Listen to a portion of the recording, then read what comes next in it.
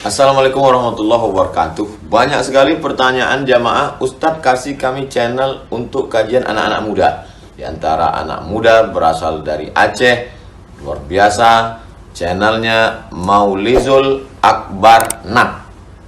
Tonton, subscribe, like, share, komen. Assalamualaikum warahmatullahi wabarakatuh.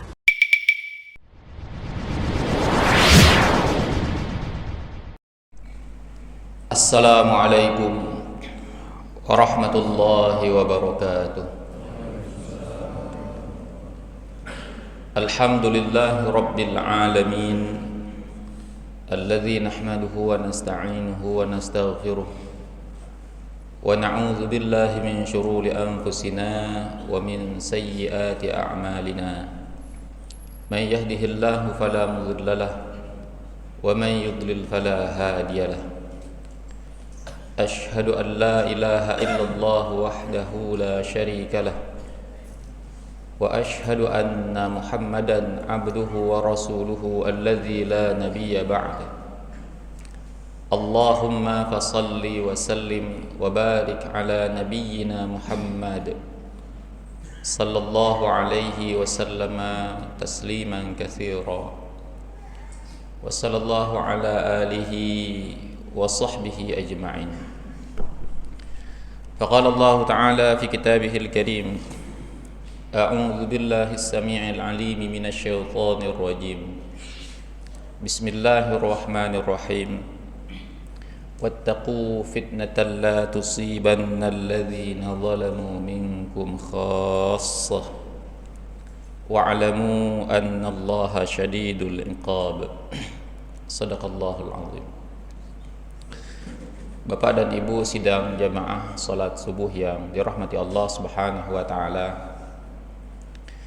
Puji dan syukur kita panjatkan kehadirat Allah Subhanahu wa taala atas segala bentuk limpahan rahmat dan juga curahan nikmatnya kepada kita.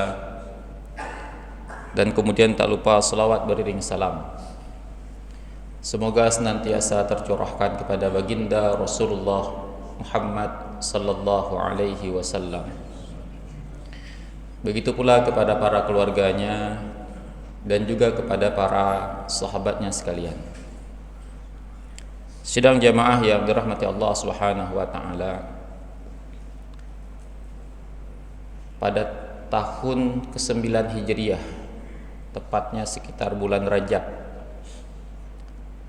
terjadi satu peristiwa besar, yaitu Perang Tabuk. Ini adalah perang besar yang terakhir yang diikuti oleh Nabi Shallallahu Alaihi Wasallam sebelum beliau wafat. Dan kemudian ketika Nabi Shallallahu Alaihi Wasallam bersama sekitar 30.000 para sahabat berangkat dari Madinah menuju Tabuk, Nabi Shallallahu Alaihi Wasallam melewati satu tempat yang pada hari ini tempat itu dikenal dengan nama Madain Salih, kotanya Nabi Saleh, atau juga disebut dengan Al-Hijr.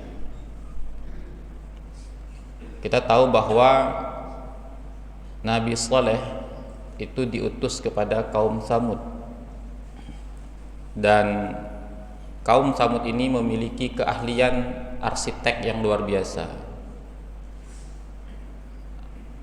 Mereka memahat gunung-gunung, sehingga gunung-gunung yang terbuat dari batu cadas itu mereka jadikan rumah. Dan sampai dengan hari ini sisa-sisa peninggalan mereka masih bisa kita lihat. Selain di Madain Salih, ada juga yang mengatakan karya dari kaum Nabi Saleh atau kaum Tsamud ini juga terdapat di Yordania, di Petra, yang mereka dikenal dengan bangsa Nabatea. Dan kemudian ketika para sahabat melewati tempat itu, dan tentu saja semua orang terpesona, kagum dengan karya mereka. Tapi Nabi Shallallahu Alaihi Wasallam kemudian mengatakan kepada para sahabat, La tadkhulu masakinal ladzina zalamu anfusahum. Janganlah kalian memasuki tempat-tempat tinggal orang yang menzolimi diri mereka. illa an takunu bakin, kecuali kalian memasukinya dengan menangis, hadaran ay yusibakum mithlu ma asabahum, karena khawatir kalian akan ditimpa sesuatu yang telah menimpa mereka sebelumnya. Jadi Nabi ketika melewati tempat itu mewasiatkan kepada para sahabat, jangan masuk ke situ kecuali kalian memasukinya dengan menangis, mengambil pelajaran dari apa yang telah Allah lakukan kepada orang-orang yang telah membangkang kepada Allah dan Rasulnya. Kalau kalian tidak menangis, jangan masuk. Dan bahkan kemudian Nabi SAW menyuruh para sahabat untuk cepat-cepat meninggalkan tempat tersebut. Nah, sidang jamaah yang dirahmati Allah Subhanahu wa taala, pada hari ini kita telah berada di bulan Desember. Hari ini tanggal 21. Dan sebagaimana biasanya setiap bulan Desember tiba, Indonesia dan khususnya kita di Aceh pada tanggal 26 nanti selalu memperingati satu peristiwa besar yang pernah terjadi di negeri ini. Dan hari ini tepat 20 tahun yang lalu terjadi sebuah peristiwa besar, gempa bumi yang begitu dahsyat dan kemudian diikuti dengan gelombang tsunami. Dan ini merupakan salah satu bencana alam terbesar yang terjadi di abad ke-21. Nah, setiap tahun kita peringati, dan nanti tanggal 26 itu akan ramai tempat-tempat pemakaman umum, tempat-tempat pemakaman syuhada tsunami. Kemudian akan juga ramai situs-situs bersejarah. Kalau di Banda Aceh, PLTD Apung, Museum Tsunami akan ramai dikunjungi. Kita meyakini bahwa apa yang terjadi 20 tahun yang lalu, tanggal 26 tahun 2004, itu tidaklah suatu azab yang Allah turunkan sebagaimana azab yang telah Allah turunkan kepada kaum Nabi Nuh, kaum Nabi Lut, kaum Nabi Saleh, kaum Nabi Hud, dan kaum-kaum yang lain. Kita meyakini itu bukan azab, tapi itu adalah bala. Ada perbedaan antara azab dan bala. Azab itu ketika dia datang, dia hanya menimpa orang-orang kafir saja. Maka kalau kita membuka Al-Quran dan juga membuka hadis-hadis Nabi SAW yang menceritakan tentang bagaimana Allah mengazab mereka, maka sebelum azab itu turun, Allah mengutus para malaikat dan menyuruh orang-orang beriman untuk keluar dari negeri tersebut, karena sebentar lagi negeri itu akan diturunkan azab. Jadi orang yang kemudian ditimpa azab itu pasti orang kafir. Orang beriman, orang yang taat selamat. Akan tetapi bala, ketika dia datang, dia tidak melihat yang mana orang yang soleh, yang mana orang yang berdosa. Dia akan menimpa semuanya. Makanya Allah Subhanahu wa taala di dalam surah Al-Anfal ayat ke-25 memberikan kepada kita peringatan, wattaqu fitnatan la tusibannal ladzina zalamu minkum khassah. Hendaklah kalian takut, mewaspadai fitnah atau bala yang ketika dia datang, dia tidak hanya menimpa orang-orang yang zalim saja, tapi dia akan menimpa semuanya. Itu bala. Dan kenapa bala itu terjadi? Tentu bala dan azab terjadi sebabnya memiliki kemiripan. Ketika orang-orang di satu penduduk negeri membangkang kepada Allah Subhanahu wa taala, maka itu menjadi asbab turunnya azab. Tapi yang membedakan antara azab dan bala, ketika azab itu akan datang atau sebelum azab itu datang, pasti di sana ada para nabi, ada orang-orang beriman yang telah berdakwah kepada orang-orang yang membangkang, yang telah berdakwah kepada orang-orang yang bermaksiat kepada Allah Subhanahu wa taala. Tapi ternyata dakwah mereka, peringatan mereka tidak didengar, bahkan dicemooh. Sehingga kemudian Allah Subhanahu wa taala menyuruh orang-orang beriman untuk keluar, dan kemudian tinggallah orang-orang yang kafir dan mereka diazab. Lantas bagaimana dengan bala? Juga sama. Bala itu tidak akan terjadi sampai kemaksiatan, kemungkaran itu dilakukan secara terang-terangan. Maka kita perhatikan setiap bala terjadi, bala bencana itu terjadi, maka pasti sebelum bala itu terjadi ada kemaksiatan, ada kemungkaran yang dilakukan secara terang-terangan.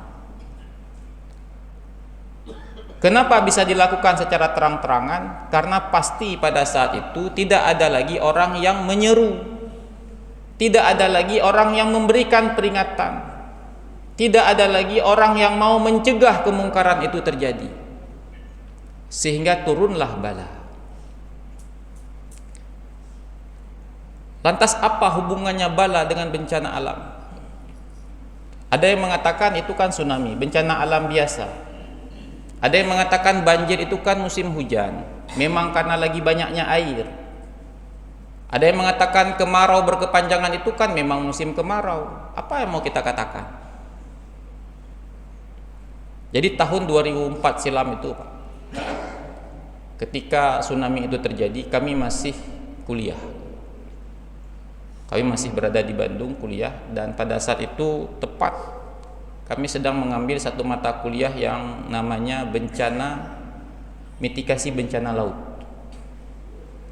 Kebetulan kami latar belakang ilmu kelautan. Dan pada saat itu dosen yang mengampu mata kuliah ini, dosen kami bercerita. Beliau termasuk salah seorang yang sering dipanggil oleh stasiun televisi pada tahun 2004 dulu untuk memberikan pendapatnya mengenai bencana tsunami, karena memang beliau ahli tsunami.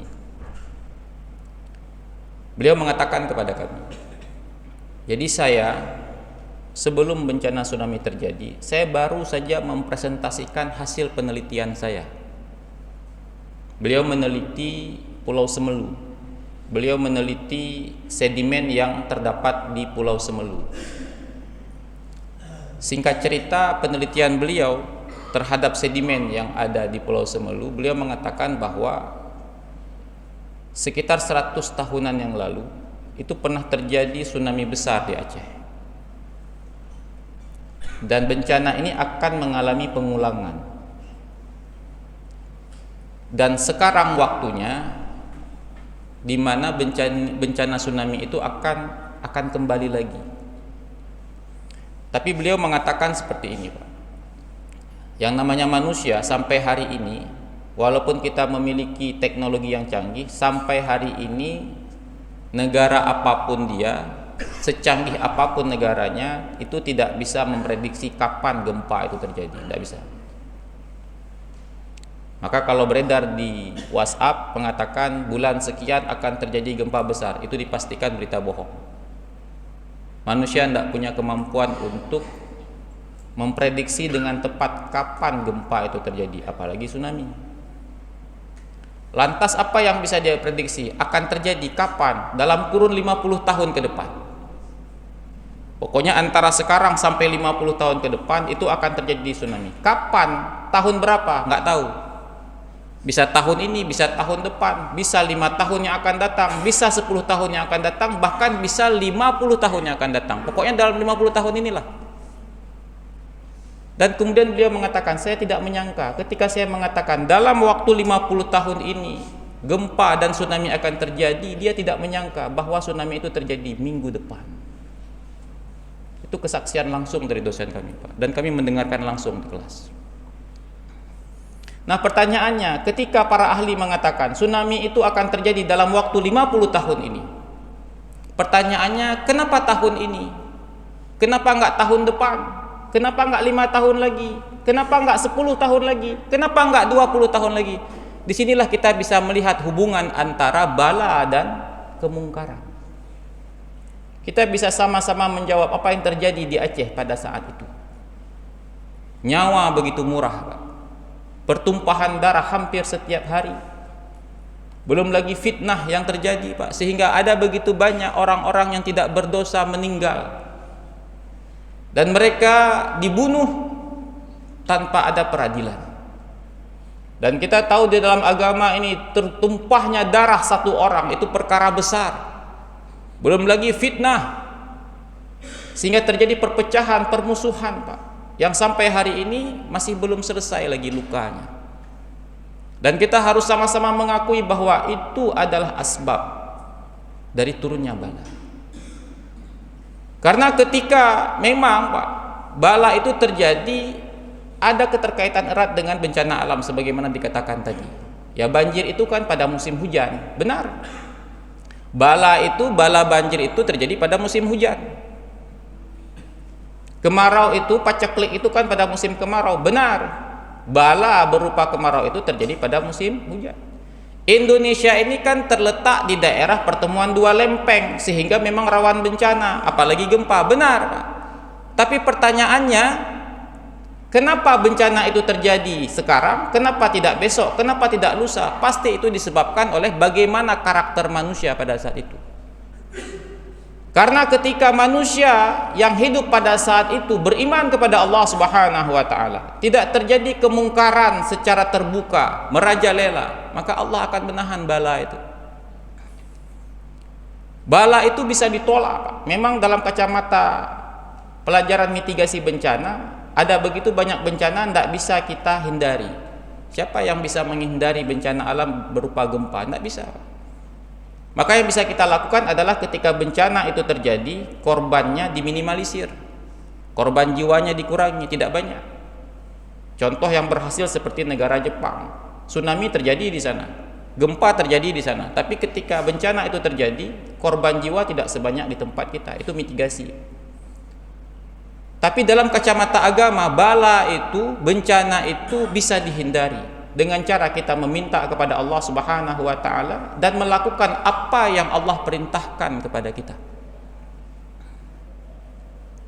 Beberapa tahun yang lalu, silakan Bapak cek di Google, terjadi satu bala di Turki dan juga Yunani dan beberapa negara yang ada di sekitar itu. Kemarau berkepanjangan, sampai-sampai pada saat itu hutan terbakar, kebakaran hutan yang begitu besar. Nah, pada saat itu di Turki diserukan oleh para pemimpinnya untuk segera melaksanakan sholat meminta hujan. Musim kemarau, tidak ada awan hujan di atas, dan kemudian diserukan kepada mereka untuk melakukan sholat minta hujan. Akhirnya masyarakat Turki keluar rumah, mereka melaksanakan sholat. Tapi pada saat itu ada sebagian penduduk Turki yang sekuler, sebenarnya bukan sekuler, tapi tidak percaya sama Tuhan. Mereka mengolok-olok orang-orang yang keluar dari rumahnya ini untuk melaksanakan sholat minta hujan. Kenapa mereka mengolok-olok? Karena berdasarkan laporan dari BMKG-nya Turki, di atas langit Turki tidak ada awan hujan. Bagaimana mungkin hujan itu bisa turun? Tapi olok-olokan mereka tidak digubris, Pak. Walaupun kenyataannya di atas langit Turki itu tidak ada awan hujan, kita minta kepada Allah, sang pemilik hujan. Mereka melaksanakan sholat. Subhanallah, apa yang terjadi? Selepas itu hujan turun dengan begitu deras. Artinya apa, Pak? Secara akal manusia tidak mungkin turun hujan. Dan itu adalah bala. Sampai kemudian terjadi kebakaran hutan. Tapi ketika kemudian penduduk negeri itu bertobat kepada Allah Subhanahu wa taala, bertawakal kepada Allah Subhanahu wa taala, beristighfar memohon ampunan kepada Allah Subhanahu wa taala, maka Allah akan tolak bala itu. Allah akan hindarkan penduduk negeri itu dari bala. Begitulah kurang lebih konsepnya. Nah, kita kembali pada hari ini pada peringatan tsunami. Setiap tahun kita memperingati peristiwa ini, dan setiap tahun kemudian kita melakukan doa bersama. Dan setiap hari situs-situs tsunami itu dikunjungi, Pak. Tapi pertanyaannya, apa pelajaran yang kita ambil setiap kali kita memperingati peristiwa tsunami itu? Ketika Nabi SAW mengingatkan para sahabat ketika mereka memasuki sisa-sisa bangunan peninggalan kaum Samud, Nabi menyuruh mereka apa? Jangan masuk kecuali kalian menangis. Maksud Nabi apa? Ketika kalian melihat sisa-sisa bangunan orang-orang yang diazab oleh Allah Subhanahu wa taala, ambil pelajaran. Ambil pelajaran dan menangislah. Lahirkan rasa takut kita agar kita tidak diazab seperti Allah mengazab mereka. Harus ada pelajaran, mengambil pelajaran. Kenapa mereka diazab? Hari ini juga sama. Kenapa bala itu turun di Aceh ini? Kenapa bala itu turun di tengah-tengah kita, Pak? Pasti ada kesalahan kita, pasti ada kemaksiatan kita. Maka pelajaran berikutnya adalah kita memohon ampun kepada Allah Subhanahu wa taala dan tidak mengulangi kemungkaran itu. Tapi yang terjadi pada hari ini, ada begitu banyak situs-situs tsunami dikunjungi oleh orang. Itu hanya sebagai hiburan saja. Orang bukan hanya sekedar datang dan kemudian mengambil dokumentasi, bahkan orang bisa tersenyum, tertawa, Pak. Seolah-olah melupakan bagaimana Allah telah menurunkan bala, dan pada saat itu manusia begitu lemah di hadapan Allah Subhanahu wa taala. 20 tahun yang lalu ketika tsunami terjadi, kita sama-sama melihat, Pak. Kita semua hari ini saksi mata langsung, kita melihat bagaimana ada begitu banyak rumah-rumah Allah, masjid itu selamat. Dan jangan dikatakan, oh karena masjid ini kan tidak ada dinding. Tidak begitu, Pak, tidak mungkin. Bagaimana mungkin masjid yang terdapat di pinggir laut, bangunan sekitarnya habis rata, tapi masjid tinggal?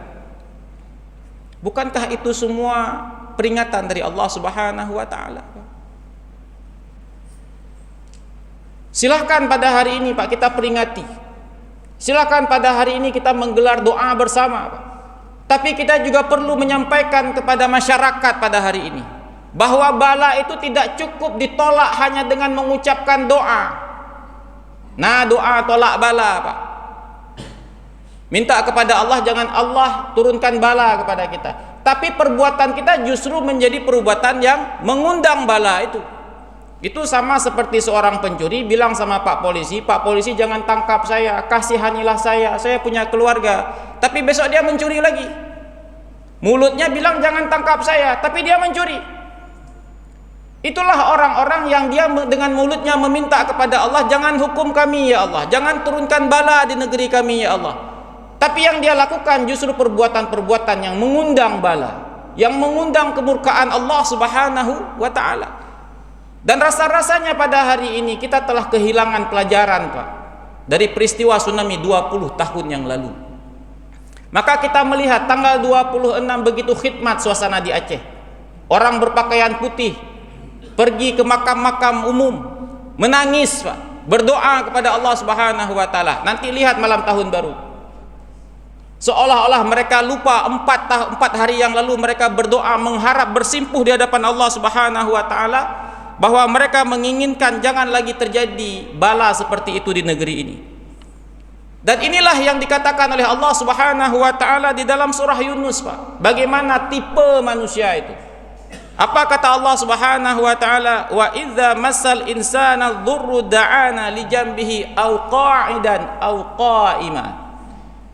Manusia itu ketika dia ditimpa musibah, ketika dia ditimpa kesulitan, ketika dia ditimpa kesusahan, da'ana, mereka akan berdoa kepada kami, li jambihi, dalam keadaan berbaring, au qa'idan, dalam keadaan duduk, au qa'ima, dalam keadaan berdiri, berbaring dia berdoa kepada Allah.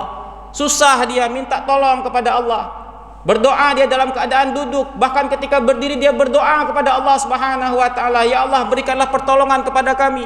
Itu ketika dia ditimpa kesulitan, musibah, bencana, dia berdoa, Pak. Khidmat sekali.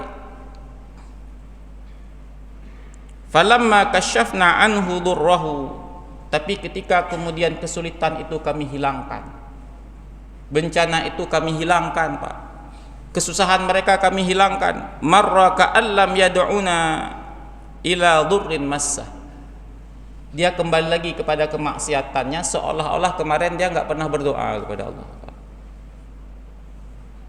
seolah-olah kemarin dia nggak pernah susah. Kemarin ketika susah berdoa, Pak.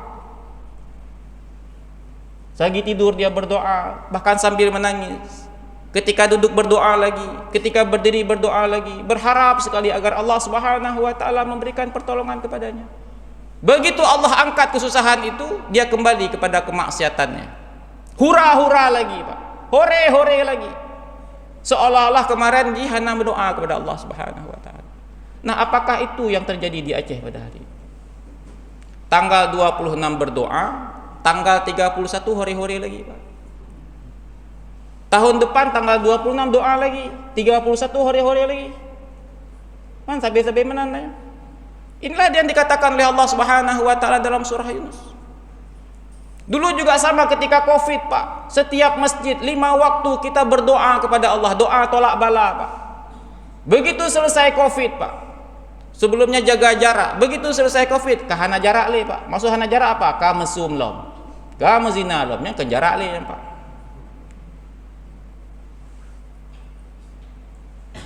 Itulah yang terjadi, Pak. Nah, oleh karena itu sidang jamaah yang dirahmati Allah Subhanahu wa taala, sudah 20 tahun. Artinya sudah 20 kali kita mengulang-ulang perbuatan yang sama dengan judul memperingati peristiwa tsunami. Tapi kali ini kita perlu mengevaluasi apa pelajaran yang kita dapatkan dari tsunami itu. Kalau kita tidak mengambil pelajaran, maka bersiap-siaplah kita kemudian menjadi orang-orang yang dikunci hati kita. Jangan-jangan kita telah dikunci semuanya, Pak. Mata kita telah dikunci, telinga kita telah dikunci, dan juga hati kita telah dikunci. Karena apa? Karena bala sudah sebesar itu saja pun itu tidak cukup untuk memberikan kepada kita sebuah pelajaran. Lantas mau bala seperti apa lagi? Dan sekali lagi jangan pernah kita menganggap bala itu hanya berupa tsunami. Jangan sampai kita menganggap bala itu hanya berupa bencana alam. Bencana sosial itu juga bala, Pak. Jadi hari ini kita melihat ada fenomena judi online. Itu bala. Hari ini kita melihat fenomena begal yang belum selesai sampai hari ini, bahkan kemarin terulang kembali. Itu bala. Peredaran narkotika yang tidak habis-habis, itu bala. Dan yang namanya bala sebagaimana dikatakan oleh Allah Subhanahu wa taala dalam surah Al-Anfal tadi, ketika dia datang dia tidak memandang yang mana orang yang soleh, yang mana orang yang salah. Semua kena, kita semua kena. Dan satu-satunya cara kita bisa menolak bala dari Allah Subhanahu wa taala itu tentu saja pertama kita berdoa, Pak. Meminta kepada Allah Subhanahu wa taala agar Allah melindungi diri ini dari bala, melindungi tempat ini dari bala, melindungi negeri ini dari bala. Tapi berdoa saja tidak cukup. Maka yang perlu kita lakukan berikutnya adalah kita menjadi orang-orang yang senantiasa menyeru, Pak. Kita sampaikan kepada saudara-saudara kita, minimal di rumah kita masing-masing. Ketika kemungkaran terjadi di rumah kita yang pertama kali mengatasinya. Dan pada akhirnya telah menjadi fenomena kemungkaran yang pasti, kalau tidak pasti sebagian besar terjadi di keluarga kaum muslimin apa? Anak-anak yang meninggalkan sholat. Itu kemungkaran. Tidak akan mungkin kemungkaran itu akan terus membesar sampai dengan saat ini kalau di rumah kemungkaran itu sudah diatasi sejak dini. Tidak akan mungkin remaja-remaja kita akan menjadi remaja-remaja yang pada hari ini kita lihat tidak memiliki hati kalau sejak di rumah mereka itu sudah diingatkan, sudah dididik, Pak, untuk jangan sekali-kali meninggalkan perkara yang namanya sholat.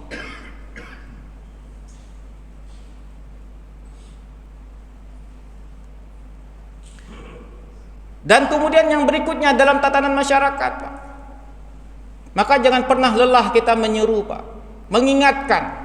Dan siapa yang paling besar diharapkan untuk mengingatkan orangnya? Kita ini, Pak, yang sudah rajin sholat subuh ini, jamaah GPS, jamaah SMS. Karena kalau kita yang sudah rajin ke masjid tidak peduli lagi,